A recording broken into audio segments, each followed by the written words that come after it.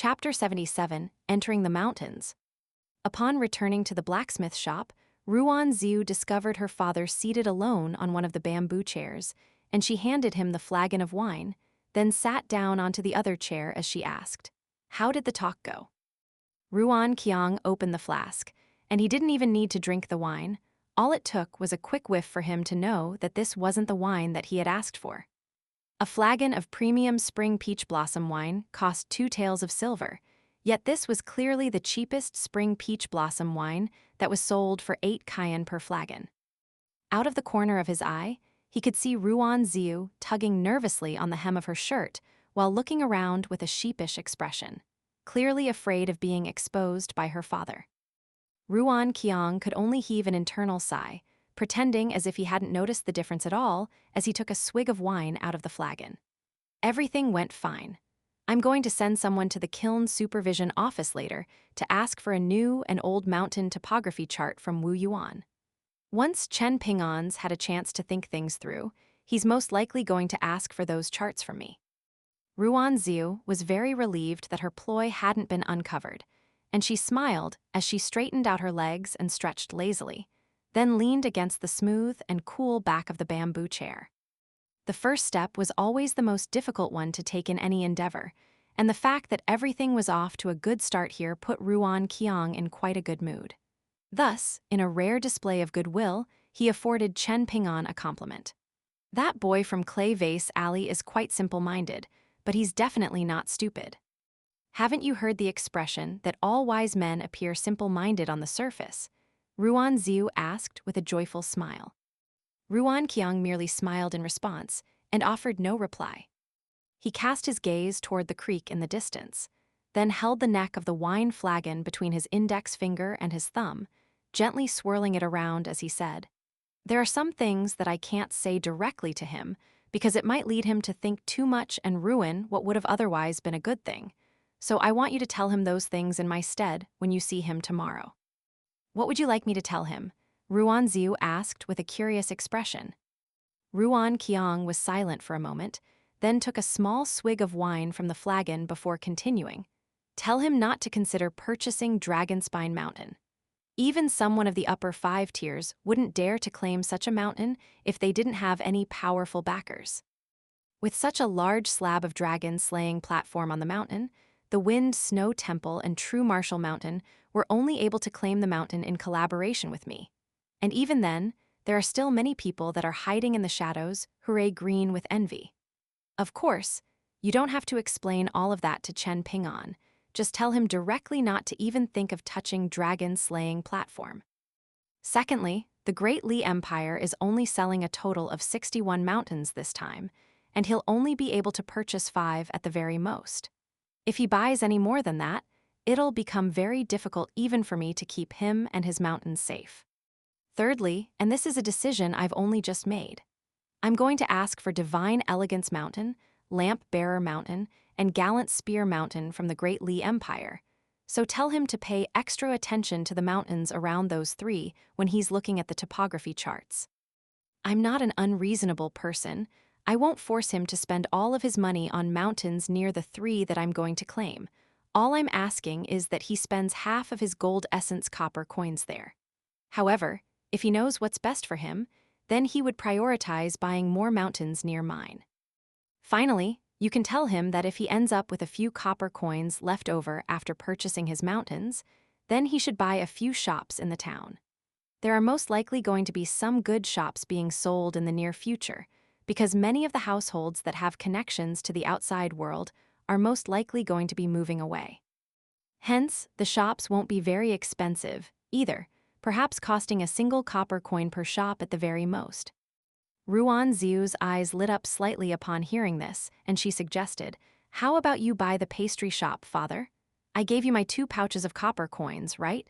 Can you give me one of those coins? Just a single one will do." A stern look appeared on Ruan Qiang's face as he said, "Don't even think about trying to get any of those copper coins out of me. Why don't you ask Chen Ping'an to buy the shop for you? Right now, he's the wealthiest man in the entire town." "I can't do that. He's so poor that he has to go around borrowing money, even when it's a sum that's fewer than 20 taels of silver. Ruan Xiu immediately objected without any hesitation. Ruan Qiang's lips twitched slightly, and he exclaimed in an exasperated voice, "Right, so you're willing to spend my money, but not Chen Ping'an's." "I don't know him that well," Ruan Xiu chuckled in response. Ruan Qiang almost threw up a mouthful of blood. "You don't know him that well? In that case, why are you buying this trash wine for your own father just so you can save up money to lend to that bastard? How well do you have to know him before you can borrow money from him?" Ruan Qiang took a big swig of wine to drown out his indignation, then rose to his feet as he said, "In any case, I've said everything that I want to say. It's up to you to relay this message to Chen Ping'an tomorrow." After that, he turned and departed, knowing full well that his daughter was going to tell Chen Ping'an everything the next day, regardless of whether it was something that she should be telling him or not. The more Ruan Qiang thought about his situation, the more indignant he felt. He couldn't scold his own daughter, nor could he beat that little bastard. In the end, he could only curse to himself as he made his way to a spot where there was no one else around. Despite how terrible the inferior quality wine tasted, he still finished the entire thing before throwing the empty flagon away. After that, he sprang up into the sky, landing in front of the shop where the spring peach blossom wine was sold in the blink of an eye. At this point, the shop was already closed for the day, but he didn't care, and he began pounding forcefully on the door. It didn't take long before a bleary-eyed woman got out of bed from the backyard, and she immediately erupted into a torrent of abuse, spitting out scathing phrases like, "What's the hurry? Are you in a rush to die? Who would come knocking at this ungodly hour? Why don't you drink some piss instead of wine? And keep pounding on my door and I'll break all 3 of your legs." All the while, Ruan Qiang stood in front of the shop's entrance in silence with a dark expression.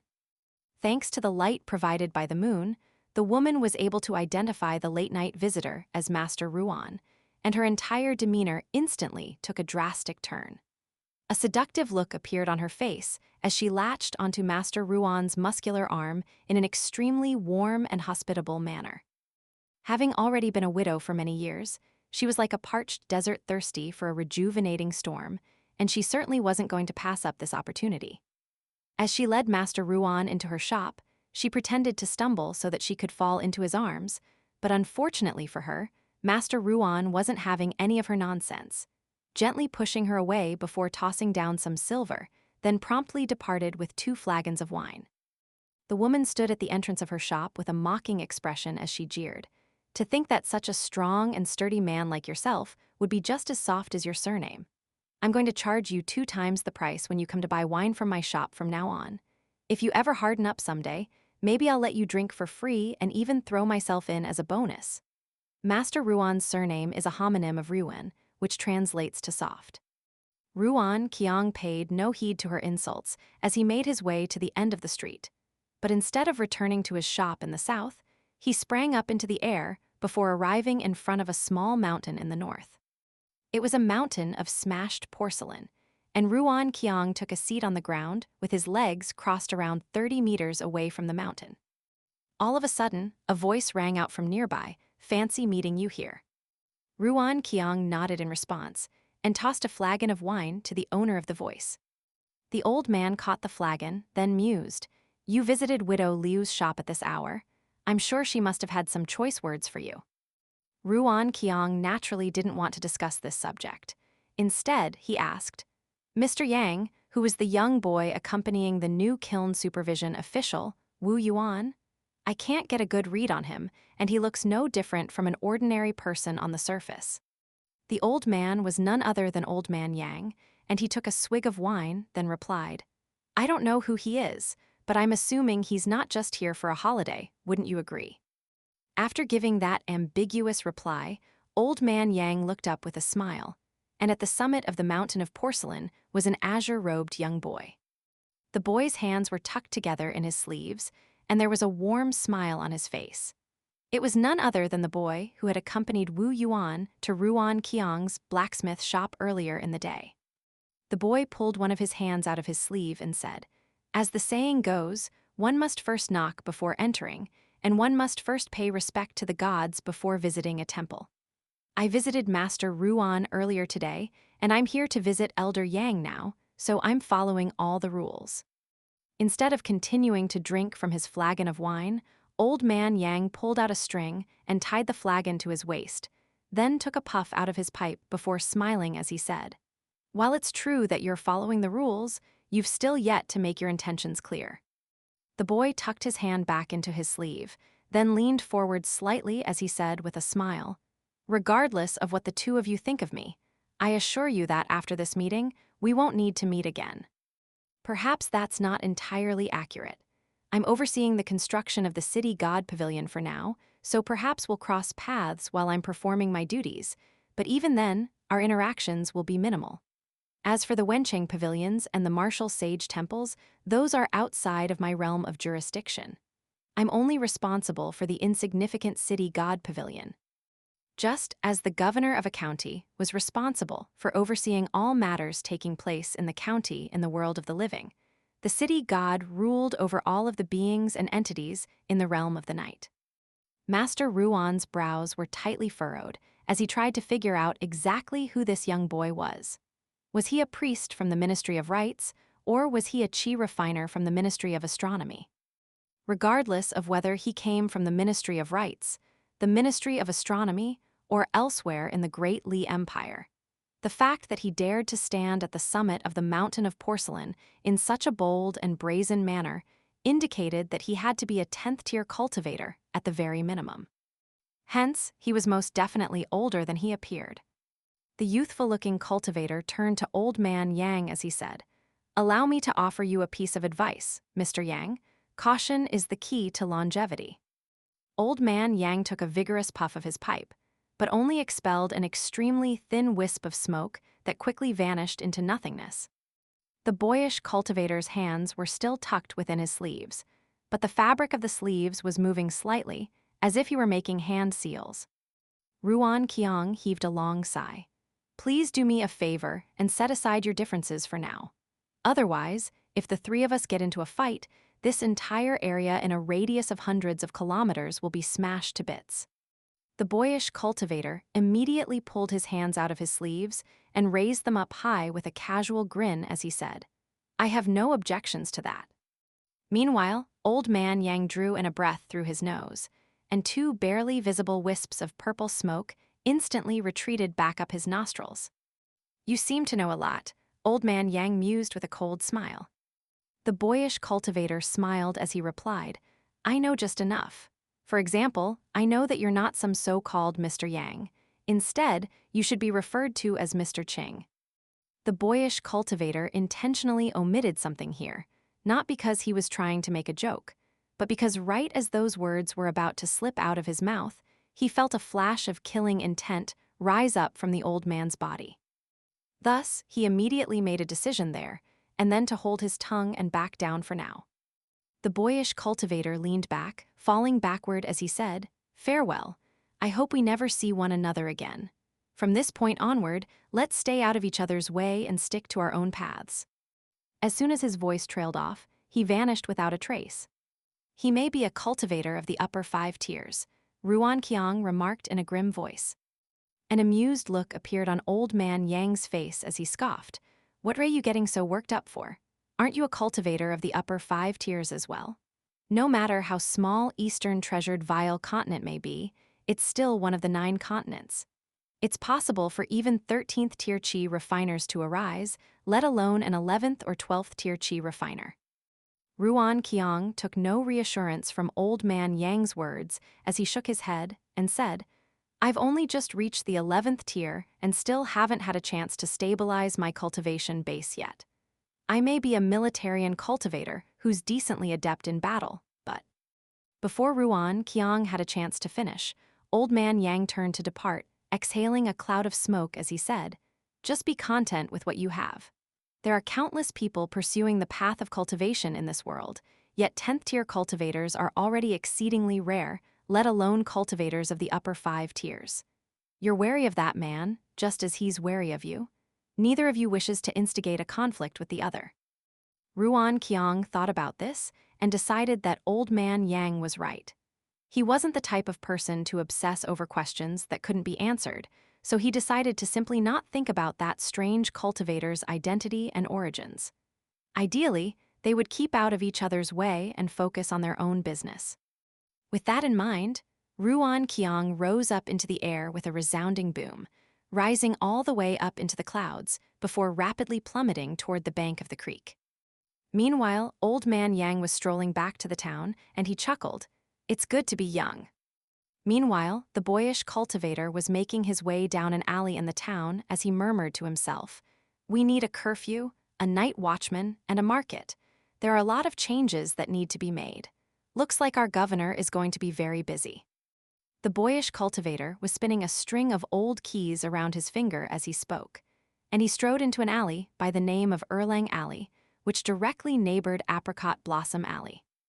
It was said that two remarkable figures had emerged from this alley a long time ago, but no one knew who they were or what feats they had achieved. Over time, it became a story that was only discussed by the elderly people gathered under the old locust tree back when it was still standing. Now that the old locust tree had fallen, it seemed that the population of the town had undergone a sharp decline. The children in the town didn't notice much of a difference, but the young people in the town were generally quite pleased now that the old locust tree was gone, leaving a large patch of empty land and allowing for broader horizons. In contrast, the old people in the town would occasionally gather where the old locust tree once was to lament its absence. There were no affluent households on Erlang Alley and Apricot Blossom Alley, only households that weren't all that wealthy, nor particularly impoverished. The people living on the nearby Clay Vase Alley were often struck by a sense of inferiority in the presence of the residents of those two alleys, and Apricot Blossom Alley was where Granny Ma and her grandson, Ma Kukshuan, lived.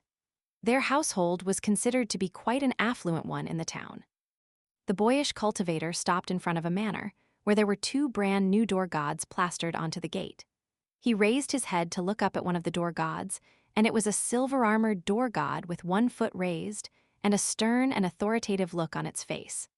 The boyish cultivator smiled as he mused to himself, "So this is what it feels like to return home in triumph." He opened the gate and stepped inside, revealing a residence that wasn't very large, but was very intricately constructed. There was an open-air area in the front courtyard and a pond on the ground.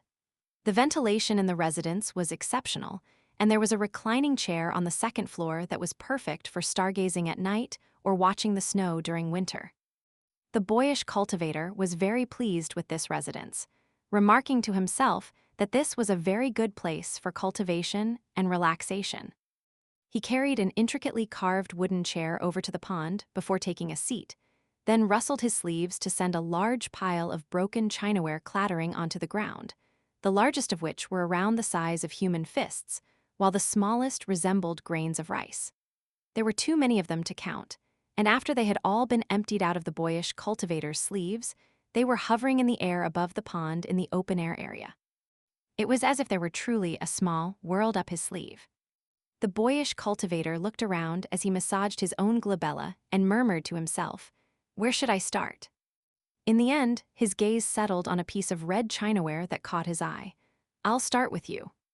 The piece of selected chinaware flew out of the pile at his behest, then stopped in midair around a foot in front of him. After that, more and more pieces of broken chinaware flew out of the suspended pile, before arriving in front of the boyish cultivator to be arranged as he saw fit. It was as if he were assembling a piece of chinaware.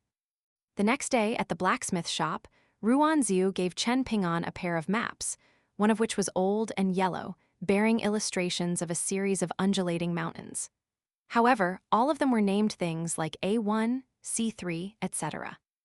As for the new map, not only was it still giving off a fresh, inky fragrance, the mountains had been annotated with their actual names, such as Divine Elegance Mountain, Dragonspine Mountain, and True Jewel Mountain. Additionally, there was also a Great Li Dragon Spring County annotated on the map. Ruan Xiu pointed at these names and introduced them to Chen Ping'an one by one, then cautioned. The two maps make it appear as if the distance between the mountains is tiny, but once you get up there, you'll discover that a tiny distance on the map could equate to several kilometers of rugged mountain path. This is because after Jewel's small world descended onto the Great Li Empire, violent tremors ran through the earth, and some of the less structurally sound mountains have even collapsed altogether. As a result, you'll most likely also encounter many unexpected surprises on your trip, so make sure to be careful. Chen Ping'an carefully stowed the two maps away, then hoisted a basket onto his back, just like when he had ventured into the mountains with Chen Dui and Ning Yao last time. After that, he turned to Ruan Xiu with an apologetic expression as he said, "I'll do my best to make it to the region near Lamp Bearer Mountain and Gallant Spear Mountain. It's going to take at least half a month before I get back, but it shouldn't take more than a month at the very most." "You're going in for that long? You haven't packed anywhere near enough food to eat," Ruan Xiu said in a concerned voice. Chen Ping'an replied with a reassuring smile, "I spend a lot of time in the mountains, so I know how to forage and hunt. I definitely won't run out of food up there." Ruan Xiu smiled and nodded in response. "Once you return from the mountains, I'll definitely be able to give you the silver that my father promised to lend you." Chen Ping'an was silent for a moment, then said in a candid manner, "Don't put so much pressure on yourself, Ruan Xiu. I'll think of a way to get the money myself. I can't ask you to give up your favorite pastries just so you can save up money to lend to me." Ruan Xiu immediately became flushed with embarrassment, and she couldn't figure out how he had found out about this. Chen Ping'an remained silent as a wry smile appeared on his face. Given Master Ruan's terrible personality, he knew that there was no way that he would have agreed to lend him the silver. Hence, it wasn't that he was particularly observant or intelligent. Ruan Xiu had simply done a terrible job covering her tracks. Chen Ping'an could see that she was feeling a little dejected, and he hurriedly consoled, "In any case, I still want to thank you. It's the thought that counts." A faint smile appeared on Ruan Xiu's face, and she suddenly said, "Let me accompany you for a bit." However, Chen Ping'an had already departed, and he waved a hand as he replied, "There's no need for that. I'm so familiar with the path leading to the mountains that I can traverse it with my eyes closed." Thus, Ruan Xiu could only remain on the spot as she waved him farewell. After leaving the blacksmith shop, Chen Ping'an rushed along the creek in the upstream direction. Chen Ping'an wasn't interested in the mountains near the town. They weren't very large, and they weren't particularly expensive, but the location wasn't very desirable in his eyes. Their close proximity to the town would draw too much attention to him, and Master Ruan had told him that the mountains in this area, including the likes of True Earth Mountain and Distant Scene Mountain, were originally laden with resources. But those resources had been severely depleted by those in the town due to these mountains' ease of access. Hence, they were not worth investing in, and only upon reaching True Jewel Mountain in the west did this situation begin to improve. Chen Ping'an walked for a full day and a full night, resting only less than 4 hours during this period of time. Finally, he made his way onto the summit of a small hill, where he took a deep breath to inhale the natural fragrance of the mountain wilderness. He puffed out his chest and stomped a foot heavily down onto the ground as he declared in a proud voice, "This is mine."